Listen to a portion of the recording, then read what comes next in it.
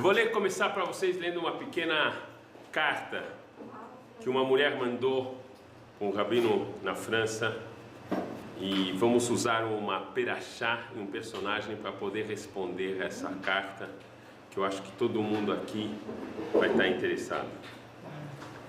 Hoje de manhã, quando eu me olhei no espelho, para mim foi como um choque. Eu não gostei do que eu estava vendo. O que eu acabei ficando? Como que eu cheguei a esse ponto? Agora, pouco sensível, egoísta, fechada. Como que eu pude abandonar meus sonhos? Como que eu pude virar as minhas costas para os valores que eu tenho? E os anos me transformaram como uma sombra de mim mesmo. E agora eu estou com tantos erros, tomei tantas decisões erradas. O que eu posso fazer? Eu posso ter a chance de voltar a ter uma nova oportunidade? Eu gostaria de saber. E a pergunta é: todo mundo já teve essa sensação de olhar um pouco para trás e falar, talvez, o que eu deixei de fazer, o que eu fiz? E eu explico para vocês, a resposta está na Torá, através de um personagem interessantíssimo. Deus, quando criou o mundo, Ele criou o mundo, e aí Ele falou o céu e a terra, os animais. Aí de repente no sexto dia Ele cria o homem. Uma vez que Ele cria o homem, Ele não fala mais dos animais, das árvores, nada. Ele só fala do homem. E aí conta rapidamente a história que Adam Arishon teve, e vai passando, e ele vê que esse homem, ele falhou. Então ele passa rapidamente, sabe quantos anos? 1500 anos vão se passar, até chegar a um outro homem, e aí novamente a Torá vai ficar mais lenta e vai falar de um homem justo, um homem íntegro, que é Noah. E Noah era íntegro aos olhos de Deus.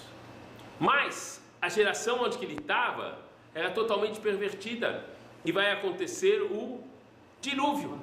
Vai acontecer o dilúvio. Então a gente vê que Hashem, ele está interessado no homem bom, e em função de Noah, ele salva a humanidade, mas acaba com todos os outros. Mas novamente o tempo corre, e a gente vai ter outra geração que vai ser a Torre de Babel. Hashem não está satisfeito, efetivamente, até que vai chegar um ano incrível, o ano em que Abraham Avinu vai nascer. Abraham Avinu vai fazer o conserto do que Hashem quer. Ele vai poder responder tanto às exigências do homem com o seu Criador, como às exigências do homem com o seu próximo. Vocês sabem que Israel está fazendo quantos anos? 70 anos! Que bom! A senhora sabe, né? Sabe? A senhora sabe Abraham Avinu no calendário judaico? Quando que ele nasceu? Abraham Avinu no calendário judaico?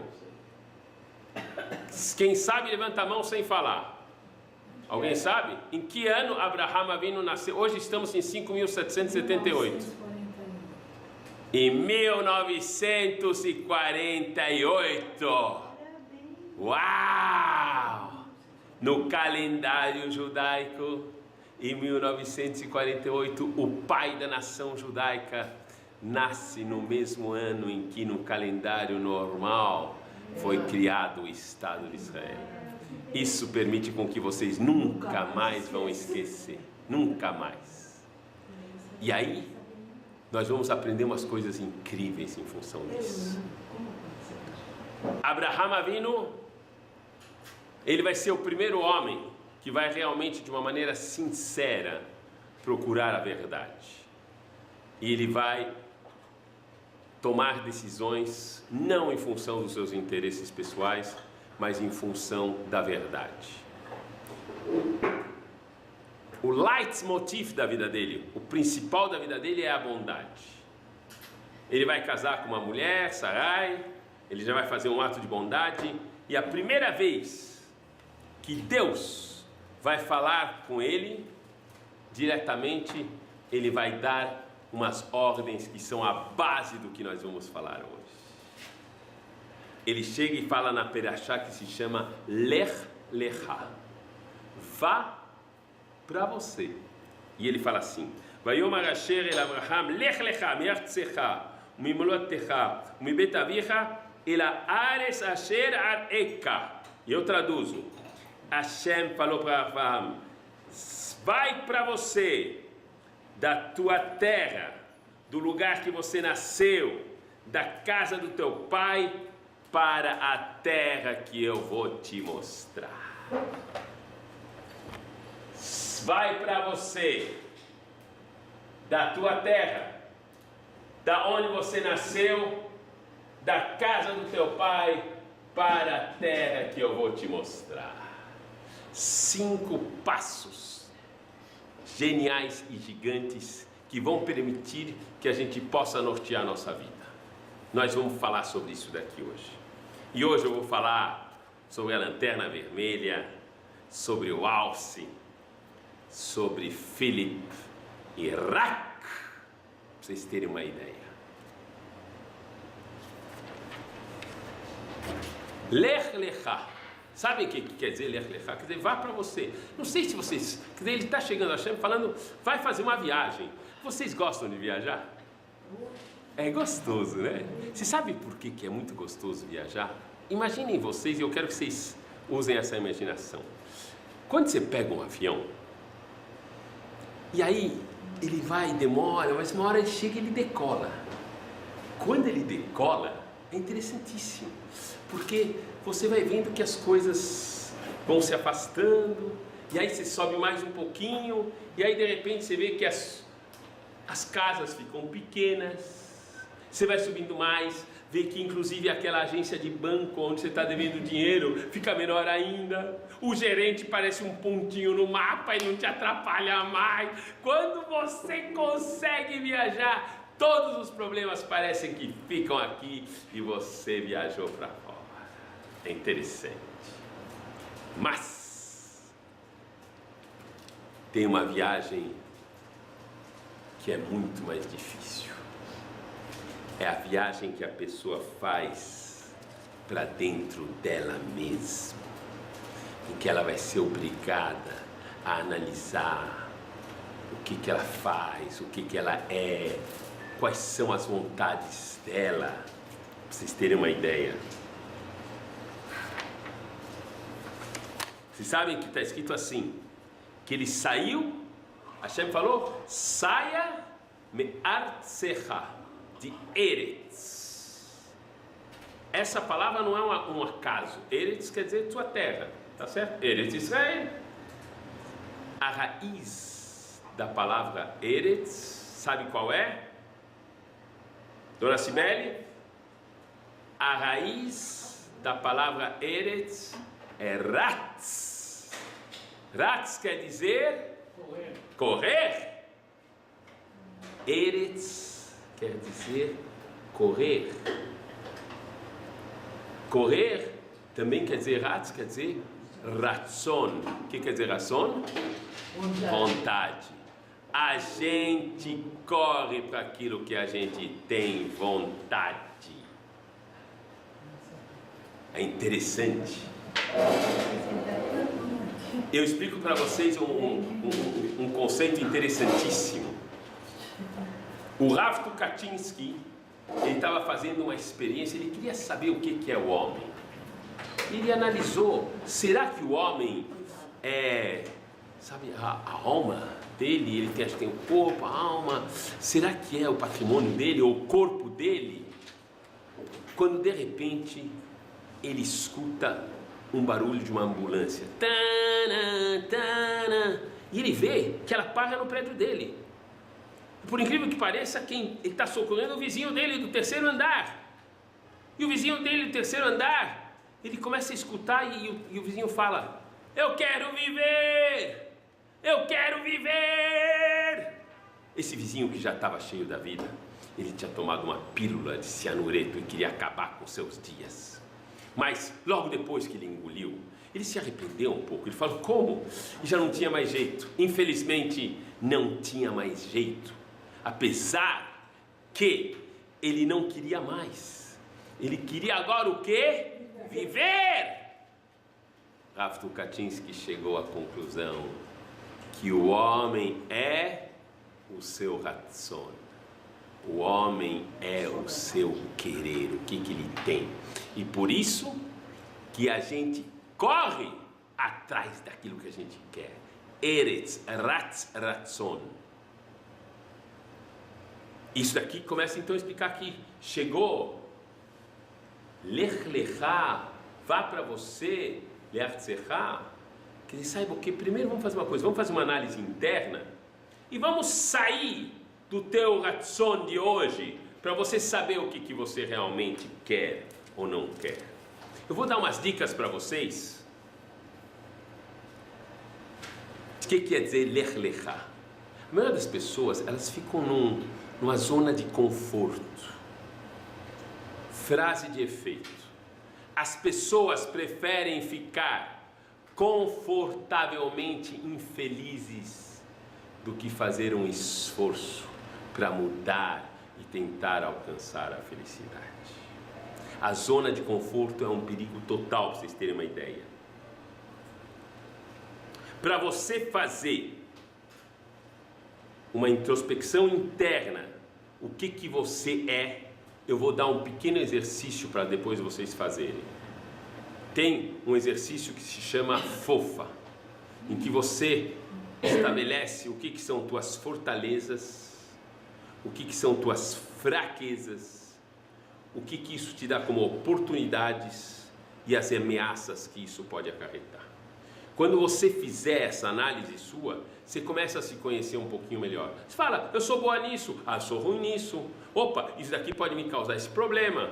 Isso me dá uma oportunidade de eu poder talvez conhecer uma pessoa, dependendo do que você quer e o que você não quer. E isso daqui, você é obrigado a usá-lo como um exercício, porque a gente não nasce sabendo melhorar. A gente tem que aprender e usar este músculo. E duas coisas são importantíssimas.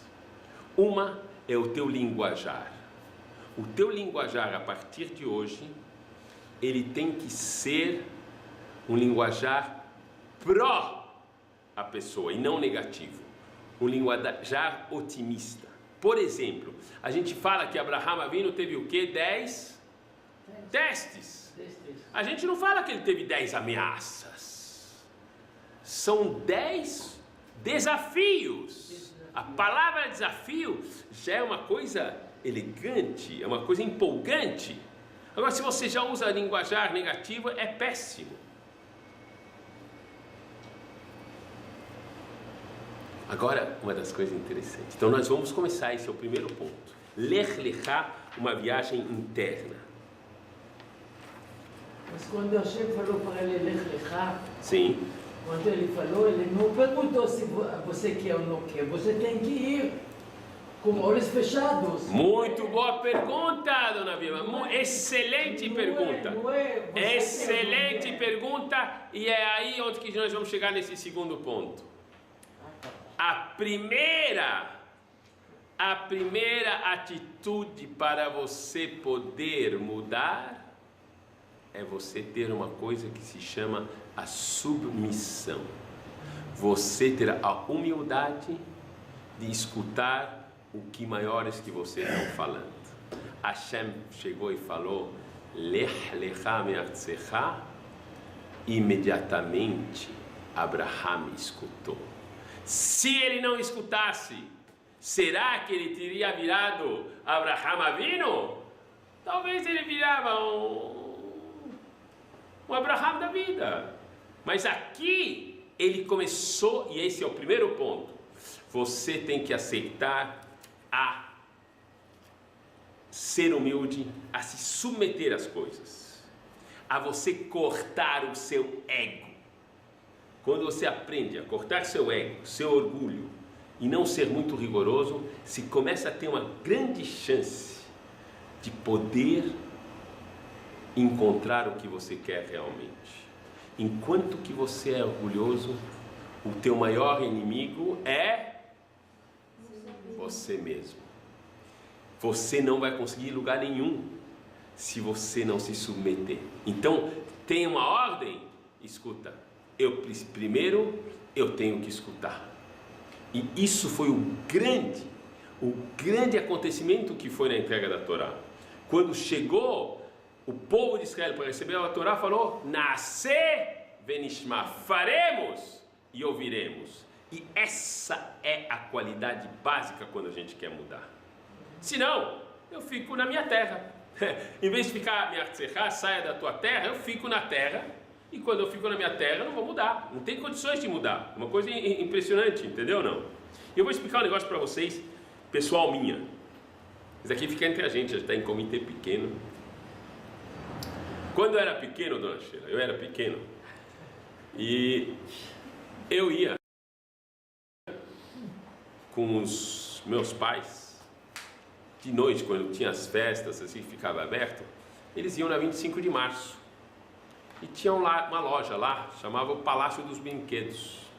Palácio dos Brinquedos, que é do marido da dona Sheila aqui, é um palácio dos brinquedos. Acabou, agora já fechou. Escutem, eu quero que vocês se atentem. Sim, Palácio dos Brinquedos, sim. Era dela, do meu sogro. Escutem bem. E eu lá, eu tinha uns 8 anos. Eu tinha uns 8 anos e eu me lembro que uma noite que a gente foi lá, eu vi ela. E eu quis ela. Eu vi ela.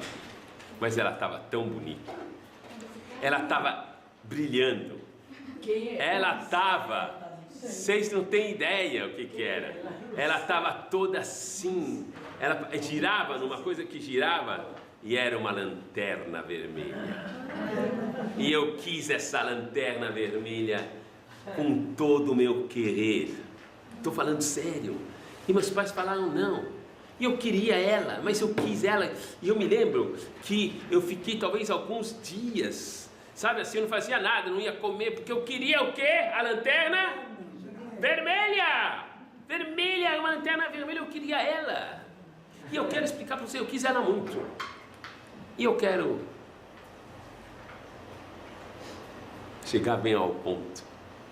Passam-se os anos.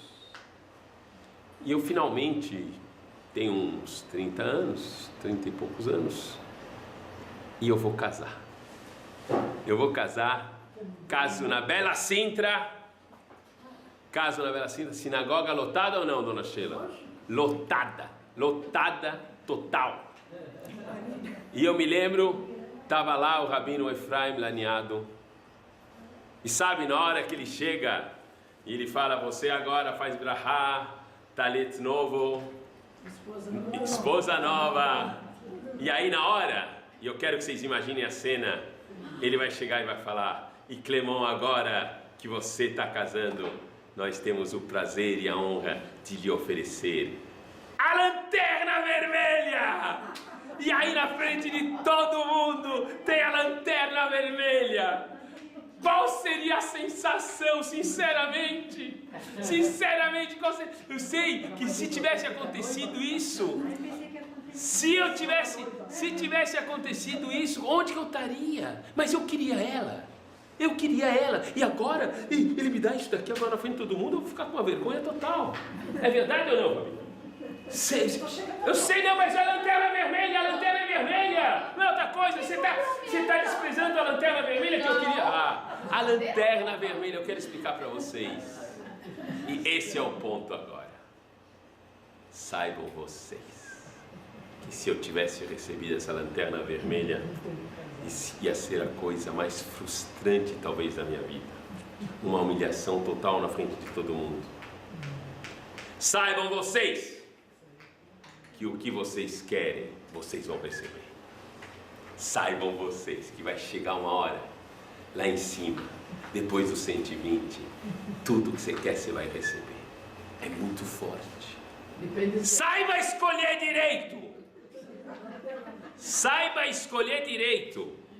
Senão vai ser um vexame. Se a pessoa Se não vai ser da frente de todo mundo. Você vai receber o equivalente da tua lanterna vermelha na frente de todo mundo.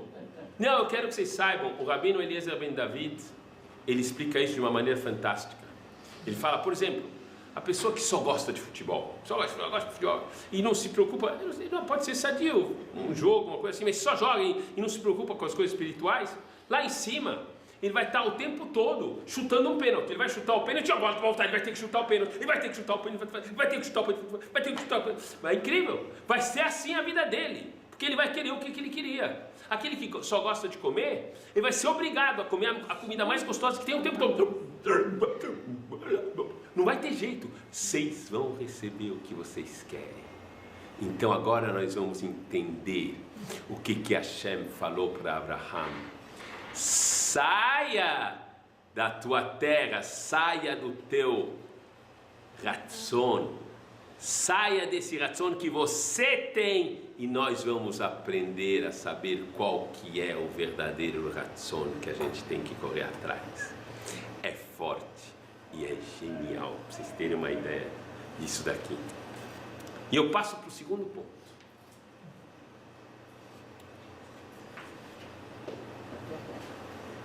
Saiu da tua terra. E aí finalmente ele vai sair, sabe o quê? Da onde você nasceu. Você vai sair da onde você nasceu, ele fala para Abraham. Olha, essa é uma etapa. A gente decidiu que sim, Lech Lechá, que nem ela falou, vamos assumir que vamos mudar. Vamos aprender a ver o que a gente quer realmente. E vamos ver agora aonde que a gente está indo. O pai de Abraham Avinu se chamava Terah. Ele era um idolatra. Ele era idolatra ou ele só fazia ídolos? Ele na realidade tinha uma loja de ídolos, efetivamente, mas hoje não existe a possibilidade de você vender ídolos. Você é considerado como se você fosse um idolatra, para você saber, tá? Você não pode sair por aí vendendo... Não, de jeito nenhum. Não, eu tinha uma loja da Nathalie. Nathalie não era uma loja de ídolos, é uma loja de enfeites. Mas saibam vocês que tudo isso daqui, se você está a fim de abrir uma loja desse tipo, eu te aconselho, vai falar diretamente com o Rabino Tish, ele é especialista nesse assunto e ele pode te aconselhar muito bem em relação a isso. Mas, só para vocês saberem, sim, Terah é um idolatra que tinha uma loja de ídolos. E aí é que você aprende, ele está falando assim, sai do lugar que você nasceu, aprenda a evitar as más influências, saiba se afastar das más influências. Saber se afastar das más influências não é fácil. Eu vou dar alguns exemplos. Muitas vezes você tem amigos que estão com você, eles te colocam para baixo, eles estão sempre mal-humorados, eles o tempo todo vão falar dos outros. Eu vou dar 2 exemplos importantíssimos para vocês saberem. A história é verídica, porém fictícia. Um restaurante na França, kasher, se chama Sudokai. É um especialista, é o melhor restaurante em sushi que existe na Europa. Turistas e turistas param lá, comem, o lugar está sempre lotado e cheio, o serviço é perfeito. Um dia, um casal sai do restaurante, aparentemente comeram bem, e eles estão esperando um táxi. De repente a mulher fala para o marido que a gente ache rapidamente um táxi. Eu não sei, eu não estou me sentindo bem. Eu estou sentindo uma dor de barriga muito estranha. Por favor, ache um táxi rapidamente. Do lado estava um homem que também estava esperando um táxi. Neste momento que esse homem escutou essa notícia, ele imediatamente telefona para a mulher. Querida, hoje nós não vamos jantar no Sudokai. Eu vi que talvez hoje a comida não está apropriada. Tem pessoas que estão passando mal. Imediatamente, a mulher liga para a amiga, onde que eles tinham combinado fazer uma reunião e um bingo com chá no Sudokai. E ela fala, olha, nós temos que cancelar essa nossa reunião. Eu falei, mas por quê? Já convidamos. Sim, mas nós não podemos correr o risco. De repente começam a passar mal, e aí pode ser muito grave. E aí se espalha nessas amigas, e uma delas é esposa do agente de viagem, de um agente de viagem muito conhecido, que mandava muitos turistas lá. E ela chega e ela fala, olha, eu acho que é melhor não recomendar mais pessoas para o Sudokai. Não dá. E inclusive eu vi que na verdade o peixe, ele costuma pegar peixes baratos, vai saber. E aí diretamente o dono da agência, ele começa a informar para seus empregados, fala, olha, não recomendem mais o Sudokai, porque parece que realmente a qualidade lá é péssima, eles não estão em medida de higiene boa, eu recomendo que não se tire. E entre as pessoas que foram comunicadas, havia o diretor do maior guia de restaurantes kosher no mundo. E esse restaurante era top. Imediatamente ele, sabendo disso daqui, ele vai e informa todos os locais que tem que tirar de todos os mapas, de todos os guias, e não recomendar mais nada, que parece que realmente foi um erro grande, muito grande, que todo mundo já está de acordo, já é uma coisa sabida e recomendada. E enquanto isso daqui, o casal chega em casa, e quando chega em casa, o marido vê que ela está passando muito mal, abre a geladeira e fala, o que você tomou antes de sair? Eu tomei leite. E pega o leite que está na geladeira, ele cheira, e estava totalmente azedo e estragado, e foi o leite que causou a dor de barriga na mulher. Eu vou explicar bem o que eu estou falando para vocês. As pessoas escutam alguma coisa e começam a falar mal. Elas não sabem o que elas estão atingindo. Esse restaurante Sudokai, depois de 3 meses, faz falência total. O melhor restaurante que teve em Paris sobre comida japonesa. Vocês têm que saber uma coisa que eu quero explicar. Vocês que estão aqui hoje presentes, estão aprendendo a ser soldadas. Soldadas que têm que aprender a quebrar a corrente do mal. Se você escutar qualquer coisa, que qualquer pessoa te fale, e que tiver convicção profunda que está falando, você, a primeira coisa que tem que perguntar para ela é, escuta, você ouviu a outra parte? Vocês foram perguntar para a mulher se era por causa do restaurante? Vocês falaram com o dono do restaurante? Se vocês não fizerem isso, vocês vão ser coniventes. E eu explico melhor. Eu explico bem melhor. O Rav Shach, ele afirma uma coisa muito forte. Ele fala assim, para que o mal triunfe, basta que os homens bons não façam nada. Para que o mal triunfe, basta que os homens bons não façam nada. Eles vão ser passivos, olha, estão aí, viram, escutaram, deixaram passar. Você foi conivente. E da onde que ele tira? Da onde que ele tira esta informação, o Rav Shach? Sabem da onde que ele tira? Alguém sabe da onde que ele tira essa informação, o Rav Shach? Zichrono Libraha, vocês saberem? Ele tira.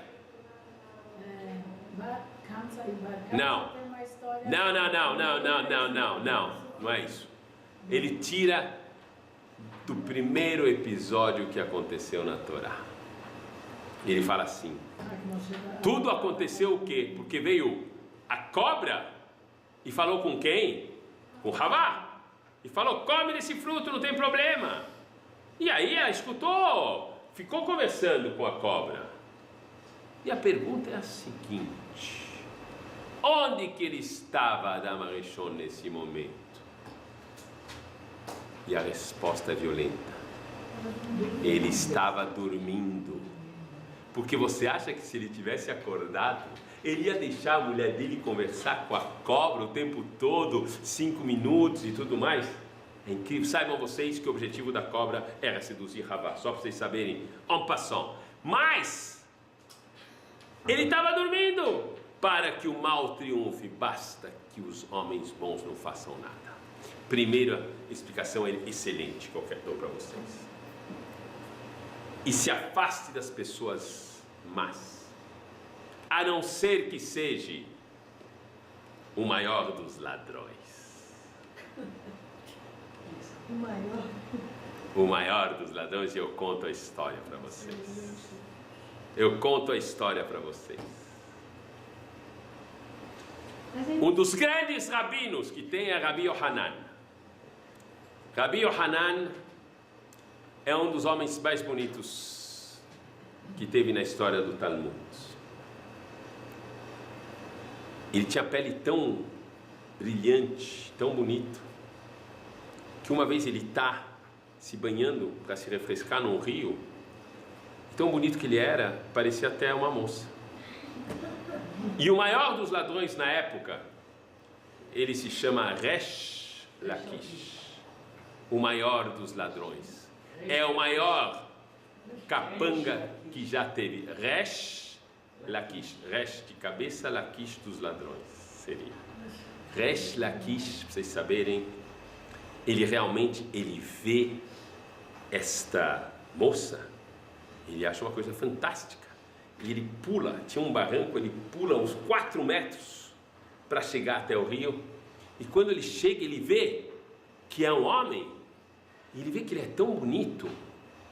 E ele começa a ver, sabe o que? Em vez de sequestrá-lo, ele fala, olha, se eu pegar esse homem comigo, e eu fizer os golpes que a gente costuma fazer com ele, a gente vai ser invencível. Ele faz uma proposta para Rabi Yohanan. Fala, Rabi Yohanan, você não quer fazer parte do meu bando? A gente vai fazer cada golpe, cada coisa que tem. E Rabi Yohanan escuta com atenção e fala, eu topo. Eu topo a uma condição.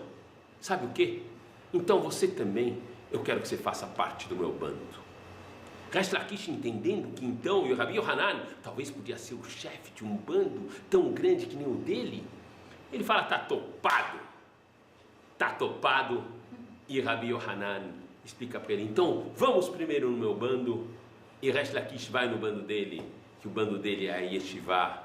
E Resh Lakish nunca mais vai sair, vai ser um dos maiores que tem entre um gadolador, o único que vai conseguir falar e estudar com Rabi Yohanan. Ele se transformou. Sim, as pessoas têm grandes chances de transformar, independente do que acontece. Tanto é que Resh Lakish vai acabar casando, sabe com quem? Com a irmã dele. Com a irmã de Rabi Yohanan, que era tão bonito que nem Rabi Yohanan, vai casar com ela. E eu só conto uma coisa para vocês em detalhe, só para vocês entenderem bem, que a Torá, eu preciso explicar para vocês. Quando uma pessoa sobe na Torá e ela sai, os Ashkenazim falam shkoyer. O que quer dizer shkoyer? Que você tem a força. E os Sefaradim falam hazak, o baruch, que você seja forte e com bênção. E saibam vocês que eu tenho que declarar para vocês que a Torá enfraquece o homem. Por isso que quando ele tem a experiência da Torá, existe tanta energia, tanta força, que a pessoa sai enfraquecida. A prova é que Resh Lakish, uma vez que ele aceitou ir para Yeshiva, tinha aquele barranco de 4 metros, que ele tinha pulado com uma facilidade. Na hora que ele vai pular de volta, quando ele já começou a fazer Teshuvah, ele não tem mais a força para poder voltar. É genial. Você tem que saber se separar da influência pesada.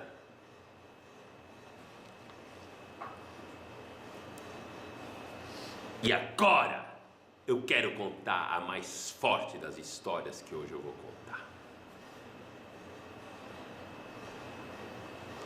Abraham Avinu tem uma mulher. Sará é a mulher mais linda que já teve na face da terra.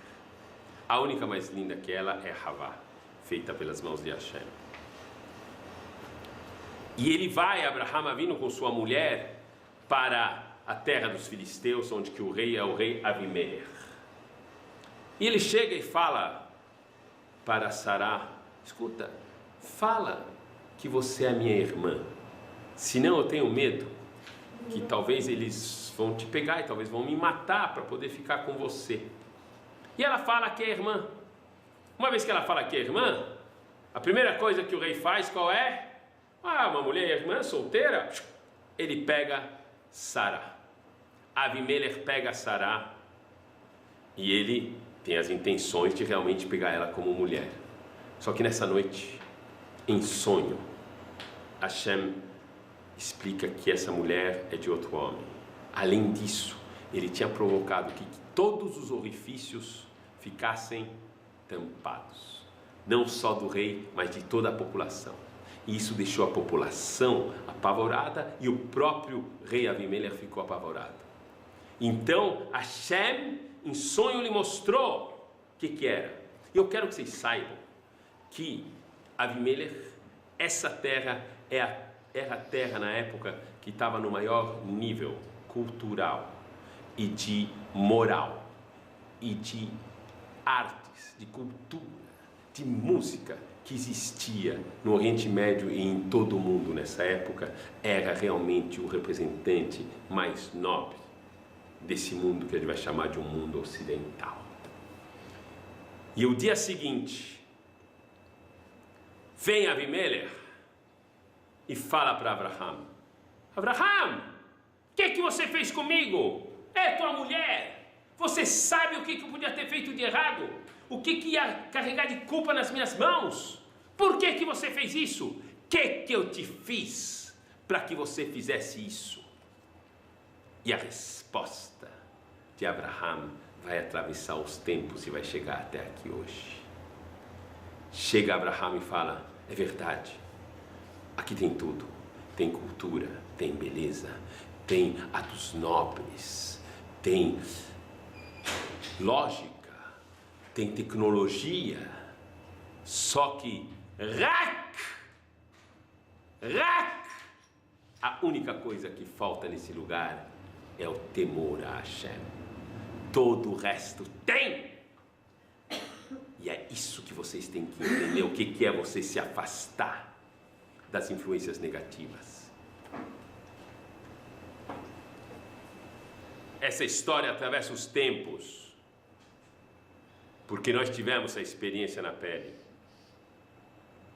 Há 70 anos atrás, não mais, 75 anos atrás, uma das nações mais cultas que tinha aqui, nesse globo terrestre, artes, músicas, pintura, o que vocês queriam tinha? Goethe. Vocês têm que saber uma coisa: de repente, esse povo virou um animal feroz e o mundo acabou se dividindo em dois, entre os caçadores e os caçados. Infelizmente o povo judeu estava entre os caçados, porque a gente não escutou Abraham Avinu, que falou: não adianta você tentar se assimilar por todas essas coisas lindas, que seja de tecnologia, que seja de cultura, que seja de arte, que seja de o que vocês quiserem, se não tiver o temor a Hashem. Porque se não tem o temor a Hashem, rapidamente, sabe o que ele faria, Abimelech? Ele mataria Abraham Avinu e casaria com quem? Com uma viúva. É ótimo, ele vai até fazer um ato de bondade e casar com uma viúva. Vocês têm que saber o que é se afastar das influências negativas. Tem que ter a coragem de tomar decisões, fazendo que, olha, eu não vou querer estar junto com essas influências que não têm temor a Deus, que não têm uma moral absoluta divina, porque moral humana não serve para nada. Você muda as leis e faz o que você quer. Vocês saberem, já vai estar sendo permitido daqui a pouquinho, vai estar sendo votada a lei que você vai poder casar com um cachorro ele vai ter direito à metade do teu patrimônio. Então tomem cuidado, porque depois ele escolhe outra cadela e você fica para... Não é fácil. Eu quero que vocês entendam que isso aqui não é uma coisa fácil.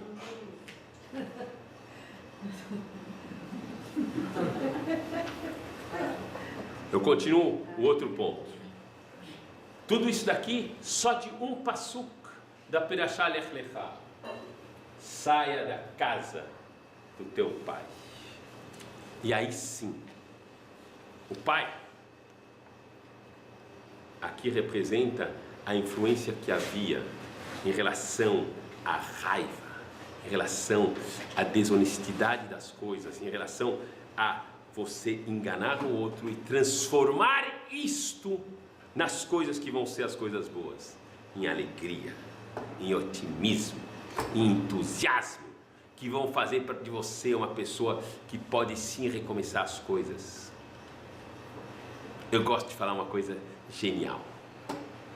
Golda Meir, o único homem forte do governo de Israel, sem dúvida, uma vez chegou e afirmou assim, pra vocês saberem: o povo judeu não pode se dar o luxo de ser pessimista. Já pensou? Se o povo judeu fosse pessimista, em 1948 é criado e já é atacado por todo mundo, milhares e milhares. Em 56 vai ter uma guerra, todo mundo contra eles. Em 66 e 72 a guerra do Líbano. Será que sem otimismo dá para ganhar isso? Não existe. Não existe a possibilidade, se você não tiver a certeza absoluta que você está com ele. Isso é ser otimista, sabe que olha, tudo vai acontecer porque ele está atrás. Esse que é o ponto.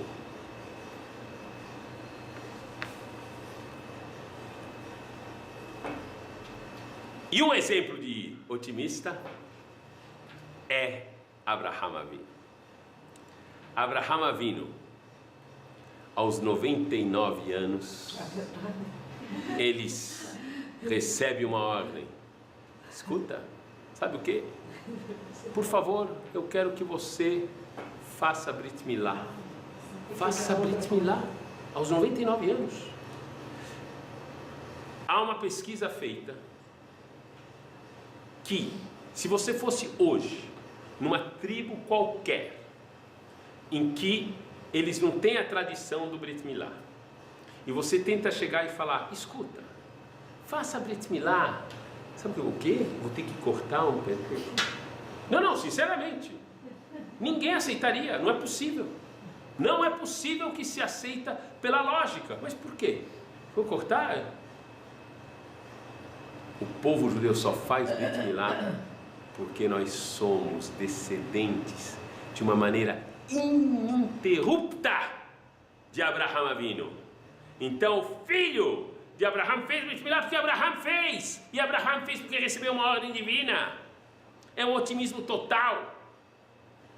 Não só isso, quer dizer, hoje quando eu faço Brit Milá e faço Brit Milá para uma pessoa que vai nascer, você está falando: olha, Abraham, que nasceu em 1948, com 99 anos você fez Brit Milá, eu faço hoje também. Eu sou descendente direto, senão não faria.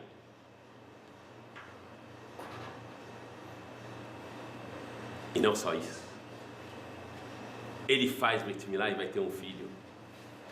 Ele vai ter um filho e de repente, aos 37 anos de Yitzhak, ele recebe uma ordem: leva teu filho único, e leva ele, você vai sacrificá-lo.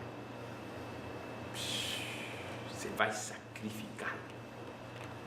Ele está agora com 137 anos. Ele tinha a garantia que ele ia ser tão numeroso como as estrelas do céu, ou como a areia do mar. Quantos filhos ele tinha? Se ele faz a Akedah, quanto que vai sobrar? Finish! Apesar disso, com entusiasmo e otimismo, ele acorda de manhã para fazer o que ele tem que fazer. E agora é que eu vou chegar no ponto básico e forte.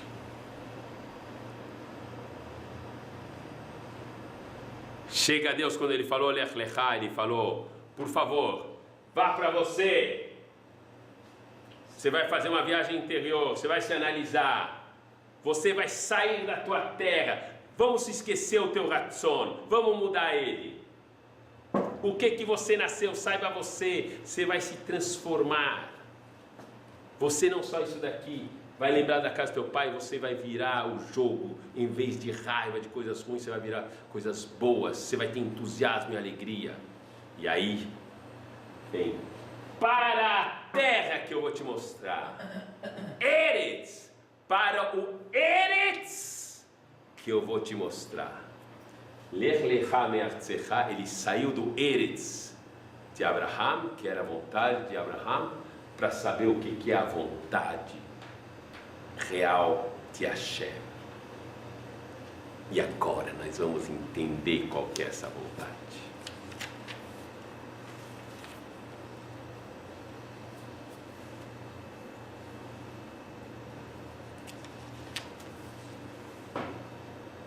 Ele pegou seu filho para fazer a Akedah,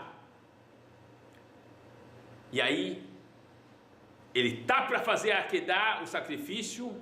Yitzhak consente. Na hora que ele tá para fazer, chega uma mão e segura, a mão de hoje que fala Abraham, Abraham. 2 vezes Abraham, porque Abraham tinha chegado no topo do que um homem pode chegar. Todo homem, todo personagem aqui tem o seu top, a sua figura mais potencializada que existe, que está lá no céu. Abraham chegou na potência máxima. Então, um Abraham para que está aqui na terra e outro Abraham que também está no céu. Parem! Você já chegou no topo. E Abraham não se dá por contente. E ele tem que pegar. Ele vai pegar quem? Ele vai pegar um animal que está preso pelos chifres, vai pegar e vai sacrificar no lugar. Eu conto para vocês uma pequena história para continuar. Tinha um alce que ele corre rápido. O alce ele corre rápido mesmo. E ele está assim, em plena, sabe, um lugar assim plano. Ele começa a correr quando de repente ele percebe que tem atrás dele uns caçadores com cavalos rápidos e ligeiros.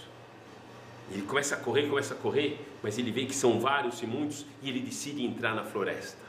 Ele decide entrar na floresta, mas o alce, ele tem aqueles chifres, e aí ele vai entrando, quando um dos chifres se pega nos galhos, e aí ele briga com o galho, consegue quebrar o galho, e aí ele continua, de novo, pega outro galho, ele fica preso no galho, ele consegue quebrar o galho, e vai de novo, e se pega de novo no galho, até que finalmente ele vê que está perdendo muito tempo, e aparece um alce, muito mais idoso e experiente, que fala para ele: escuta, você é jovem, tem força, mas por mais força que você tenha, saiba você não vai poder quebrar todos os galhos que tem, não vai dar. Você tem uma solução muito boa. Sabe o que você faz? Pega teus chifres e corta teus chifres. Se você cortar teus chifres, você vai passar por todos os galhos e não vai ter mais problema. E os galhos representam tudo aquilo que você acha que é um problema para você. Às vezes é um marido que você não quer mais, às vezes é um trabalho que você não aguenta mais, às vezes é essa pessoa que você não quer mais ver. E aí são todas as coisas que você acha e sente por você mesmo, que se você mudar, ou de trabalho, ou de marido, ou de amiga, ou de qualquer coisa, você vai se dar bem. Não existe enquanto que você não cortar os teus próprios chifres. Abraham Avinu, escutem bem, a base dele era o que? A bondade. E ele recebe uma ordem: escuta, você vai ter que fazer a coisa mais cruel que existe, vai ter que sacrificar o próprio filho. Vocês sabem o que Abraham Avinu fez? Ele pegou o chifre que ele tinha, que era a bondade, que falou: isso eu acredito piamente, isso eu sei que é meu valor, eu me fiz durante essa vida com esse valor intrínseco forte. Hashem, eu tiro esse meu chifre e eu te dou. Pode fazer com ele o que você quer, eu vou fazer o que você mandar. Isso quer dizer você aprender a cortar os teus chifres.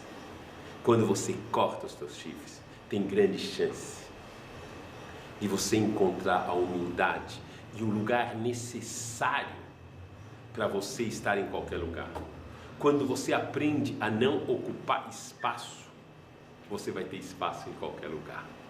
Eu repito porque é genial. Quando você aprende a não ocupar espaço, você vai ter espaço em qualquer lugar. Isto que é você ter o entusiasmo e você, com força, você acreditar as coisas. Eu conto uma pequena história rapidamente para vocês saberem bem. Brit Milá. Eu não entendi o que quer dizer ocupar o espaço.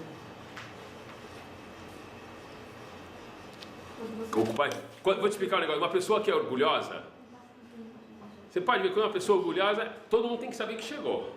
Ele começa a querer ocupar espaço. Se você deixar ele no fundão, ele não vai ficar muito contente. Se você não fizer ele subir na Torá, ele... Então, quanto mais espaço a pessoa quer ocupar, menos importância ela tem. Agora, Moshe Rabbeinu, ele é o maior dos homens. Então, humilde total. Então, alguém não colocaria ele na primeira fileira em qualquer lugar do mundo? Porque ele não quer ocupar espaço. Todo mundo colocaria ele. Então, quanto menos espaço você resolve querer ocupar, mais você vai realmente ter espaço. Foi excelente, foi muito bom eu ter falado com vocês. E a história? Já não